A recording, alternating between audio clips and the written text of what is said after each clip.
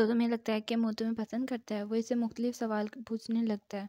तुम दोनों ने कहाँ डेटिंग की है और तुम दोनों कब से डेटिंग कर रहे हो? क्या 1 महीना हो गया है? तो फैंग जी नर्वस होने लगता है और वो इससे पूछता है, अच्छा बताओ मो को क्या पसंद है?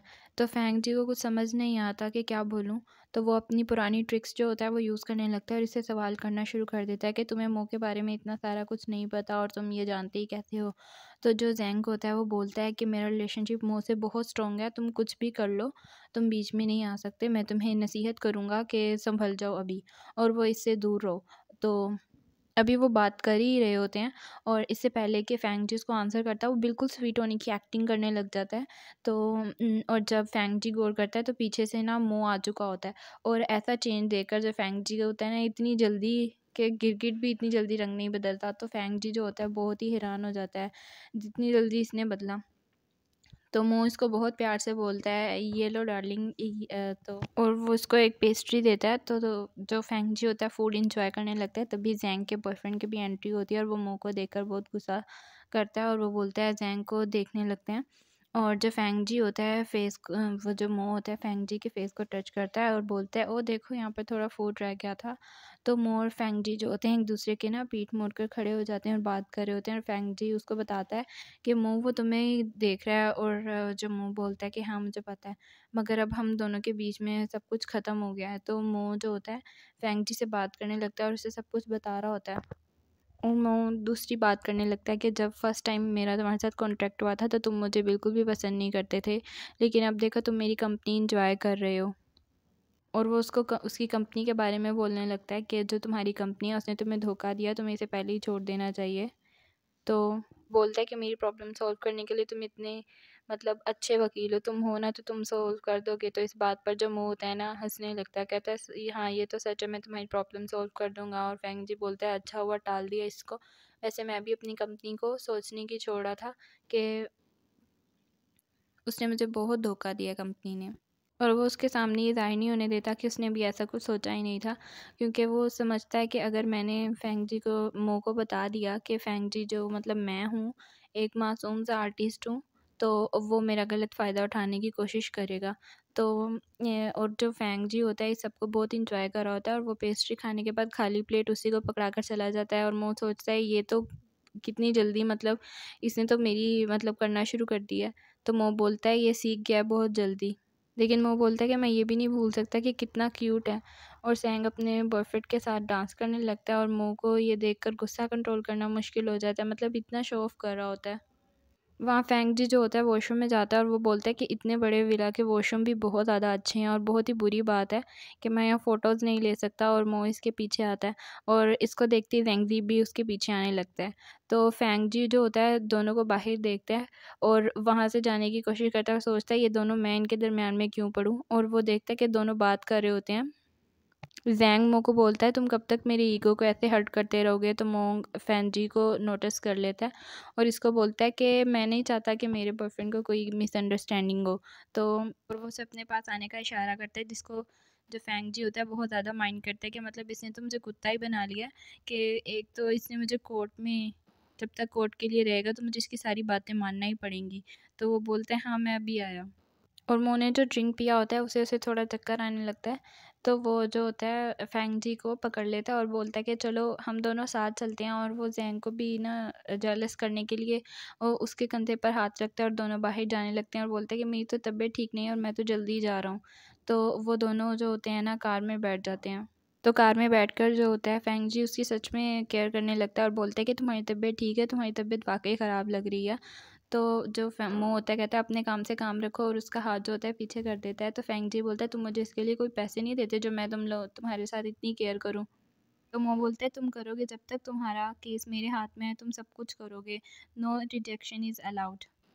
और वो वहीं उसके साथ गाड़ी में मेकआउट करने लगता है। तो जो फैंग जी होता है नेक्स्ट सीन में उठता है और वो बेड पर होता है और जो होता है वो उठता है और बोलता है कि कुछ ज़्यादा याद नहीं है मुझे। और इसकी जो पूरी बॉडी होती है उस पर मार्क होते हैं और साथ में उसको बहुत अजीब फील हो रहा होता है। और उसे साइड टेबल पर एक नोट मिलता है जिस पर लिखा होता है कि तुम फिक्र नहीं करो, तुम केस विन कर लोगे, मैं तुम्हारी हेल्प करूँगा। और वो गुस्से में बोलता है मैं गरीब हूँ इसलिए इसने मेरा फ़ायदा उठाया। वो कितना बुरा और रोने लगता है कि लोग मेरे साथ मतलब मेरा फ़ायदा ही क्यों उठाते हैं। नेक्स्ट फेंगजी अपने घर जाता है और घर जाता है तो वो सोचता है कि वाह मुझे कितनी ज़्यादा भूख लगी है, मैं कुछ खाने के लिए बनाता हूँ। तभी उसे कुछ ईमेल्स भी आती हैं जो कि उसकी फ़ैन्स की होती हैं, जो कि उसको सपोर्ट कर रहे होते हैं, क्योंकि उसके साथ उसकी कंपनी ने धोखा किया होता है और उसका वाक़ई उसका जो माँगा होता है खुद ही यूज़ कर लिया होता है। यहाँ पर जो फेंगजी होता है वो इमोशनल हो जाता है और कहता है कि मुझे कुछ तो समझते हैं। तभी उसको उसके एक फ्रेंड की कॉल आती है और वो उससे पूछने लगते हैं कि मैंने सुना कि तुम्हारा मांगा जो है तुम्हारी कंपनी ने ले लिया, तो तुम ठीक हो, तो तुमने क्या सोचा है? वो उसे बताता है कि मैंने एक लॉयर को हायर किया है और वो उसकी अच्छाई तो नहीं करना चाहता मो की, क्योंकि वो उसे ज़्यादा पसंद नहीं करता होता। तो लेकिन वो कहता है कि हाँ, वो अच्छा लॉयर है, तो उसका फ्रेंड जो होता है उसके लिए बहुत कंसर्न रहता है, तो उसे बोलती है कि तुम्हारे जो लॉयर है तुम्हारे लिए पे करेगा। तो वो उसे यकीन दिलाता है कि उसका दोस्त बहुत अच्छा है और उसके लिए जो उसने लॉयर हायर किया है, तो वो उसके लिए ज़रूर हेल्प करेगा। और वो उसको यकीन दिलाता है और जो फ़ोन होता है बंद कर देता है और उसके बाद वो सोचने लगता है मुँह के बारे में और कहता है कि मुँह ने उस दिन के बाद से मुझे कोई कॉन्टैक्ट नहीं किया और जो मेरी कोर्ट का सेशन है वो कल है। तो वो सोचता है कि नहीं, मैं उसको कॉल नहीं करूँगा, तो मैं उसे कॉल करूँ या ना करूँ, तो वो इसी में रहता है। और वो सोचने लगता है कि मैं अब क्या करूँ, और काफ़ी देर हो गया, ये ना हो गया वो भूल गया हो, और वो ये सोचते-सोचते ही सो जाता है और काफ़ी देर हो जाती है। और जब वो उठता है तो उसके जो डोर बेल होता है उसके ऊपर रिंग हो रही होती है और वो सोचता है कि इस टाइम पे कौन आ गया, और जब वो उठता है तो देखता है कि काफ़ी देर हो चुकी होती है और वो दिन आ गया होता है, मतलब नेक्स्ट डे हो चुका होता है ऐसे सोते हुए। और जो होता है वो मुंह बेल दे रहा होता है और मुंह उसको कहता है कि मैं अपने क्लाइंट के लिए आया हूँ। और वो बोलता है कि फेंगजी को टच करके बोलता है कि तुम अभी भी सोकर उठे हो, तो जो फेंगजी होता है उसका हाथ पीछे करता है और ना उसको अभी भी फील हो रहा था जैसे उसके लिप्स पे उसने अभी भी हाथ रखा होता है। तो वो कहता है मैं तुम्हें लेने के लिए आया हूँ, तुम्हारा आज सेशन है, तो मैं अपने क्लाइंट के साथ जाऊँगा। जो फेंगजी बोलता है, कहता है कि मैं चेंज करके आता हूँ, और दोनों जो होते हैं कोर्ट में जाते हैं और कोर्ट में मो ने बहुत अच्छा किया होता है। तो जो होता है फेंगजी उससे बहुत ज़्यादा खुश होता है कि उसने मेरी इतनी हेल्प की, ये बहुत रिलायबल है ऐसे टाइम के लिए। तो उस तभी उसका जो मैनेजर होता है कंपनी का वो आता है और मो को जो होता है रिश्वत देने की कोशिश करता है और उससे कहता है कि जो भी तुम्हें फेंगजी पे कर है मैं उससे अच्छा पे करूँगा, जो तुम मेरे साथ मतलब हमारी कंपनी के साथ हो जाओ, क्योंकि उसे पता रहता है कि मो के रहते वो जीत नहीं सकते। और फेंगजी सोच रहा होता है कि मुझे नहीं पता था कि मो ने इतना अच्छा किया कि ये लोग इस तरह से डर गए हैं। वो मो को कहता है कि हम तुम्हें बहुत ज़्यादा पैसे देंगे, तुम केस वापस ले लो या फिर इसको छोड़ दो। वो फेंगजी को कहने लगता है कि फेंगजी जो है बहुत ही कमज़ोर है, गरीब है और बहुत ही ना बेवकूफ़ भी है, तो तुम इसके साथ रहोगे तो तुम्हें नुकसान ही होगा। मो जो रहता है वो उसे बोलता है कि नहीं। और तब वहाँ पे मैनेजर कहता है कि जो भी हो हम लोग केस जीत ही जाएंगे, और तब 2-4 धमकियाँ लगा के जो मैनेजर है वो जाने लगता है। लेकिन जो फेंगजी होता है वो बहुत ज़्यादा सैड रहता है, तो वो बोलता है कि तुम इतने ज़्यादा सैड क्यों हो, अभी भी मैंने तुम्हारे सामने उसे नो बोला ना। तो वो बोलता है कि मुझे याद आ रहा है कि कंपनी ने कैसे मेरी हेल्प की और अब वही मेरे खिलाफ़ हो गए हैं। तो वो बोलता है कि तुम, हाँ, ये मैंने तुम्हारी सोशल साइट पर पढ़ा था। वो बोलता है कि तुम अभी भी बहुत ज़्यादा फेमस हो और अगर तुम इस कंपनी के साथ कॉन्ट्रैक्ट करना चाहो तो कोई भी कंपनी तुम्हें ले लेगी और तुम्हें नो नहीं कहेगी। तो फेंगजी बोलता है कि नहीं, मैंने तो ऐसा नहीं सोचा, तो मैं ऐसा सोचना शुरू करता हूँ, मुझे अब अपने लिए कुछ ना कुछ तो देखना ही होगा। जो मोह होता है रहता है उसके हेयर्स को टच करने लगता है और बोलता है तुम्हारे हेयर कितने ज़्यादा सॉफ्ट है, मतलब वो यहाँ उसे तंग करने की कोशिश करता है और उसे उस रात के बारे में क्वेश्चन करने की कोशिश करता है। तो जो फेंगजी होता है वो बहुत ज़्यादा चिढ़ जाता है और उस पर गुस्सा करने लगता है। तो वो बात को जो होता है ना चेंज करता है, वो बोलता है कि मेरा जो बॉयफ्रेंड है वो मुझे भी तंग करता है, तो मुझे आगे भी तुम्हारी ज़रूरत होने वाली है। इसलिए मैं सोच रहा हूँ कि एक बार हम किसी वेकेशन के लिए जाते हैं, और उसे अभी तक यकीन नहीं आया कि हम अभी भी जो हैं रिलेशनशिप में हैं, तो तुम क्यों ना मेरे साथ बाली चलो। तो जो फेंगजी रहता है वो उसे बिल्कुल मुँह पर इनकार कर देता है कि मुझे तुम्हारे साथ कहीं नहीं जाना। वो पहले ही मुँह से बहुत चिढ़ता होता है। तो वो कहता है कि नहीं, मैं तुम्हारे साथ वेकेशन में कहीं नहीं जा रहा, और सीधा उसे नो बोल देता है। तो वो जो रहता है बहुत ज़्यादा चालाक होता है और उसे कहता है चलो ठीक है, आज हमने केस में बहुत अच्छा किया, तो क्यों ना मैं तुम्हें एक बार ले जाऊँ, तो हम वहाँ पर ड्रिंक करते हैं। तो जो फेंगजी रहता है उसे हाँ करता है और वो दोनों एक बार में जाते हैं, और वो जो गेज़ की जो होती है स्पेशल बार होती है, और वहाँ पर जो होते हैं बहुत अच्छा माहौल होता है। तो फेंगजी जो, लेकिन वहाँ पर ना अचानक से लड़ाई स्टार्ट हो जाती है।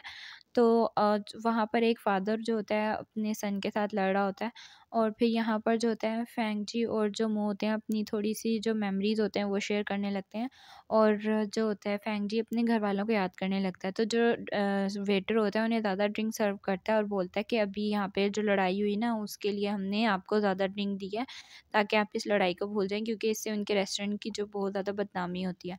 तो इसलिए वो बोलता है कि चलो ठीक है, और जो फेंग जी होता है वो बहुत ज़्यादा ड्रिंक कर लेता है। तो नेक्स्ट जो होता है ना, वो जब उठता है तो वो ना किसी वेकेशन पर होता है, और वो रूम बहुत ज़्यादा बड़ा होता है और बाहर जो होता है ओशन भी होता है। तो फेंग जी सोचता है मैं यहाँ पे कैसे गया, मुझे जहाँ तक याद है मैं तो बार में ड्रिंक कर रहा था। तो वहाँ सामने वो अपने सामने जो होता है मो को नोटिस करता है, और मो को पूछता है और जाके उसका गिरेबान पकड़ लेता है और उसका कॉलर पकड़ के बोलता है कि तुम मुझे यहाँ पे लेकर आए, ये कहाँ पर हूँ, मैं कहाँ पर हूँ। तो वैसे पागल होने लगता है। तो जो मो रहता है उसको बताता है कि कल तुमने रेस्टोरेंट में थे ना, तो तभी तुमने हाँ कर लिया था मेरे साथ बाली आने के लिए, हम बाली में हम वेकेशन पर हैं।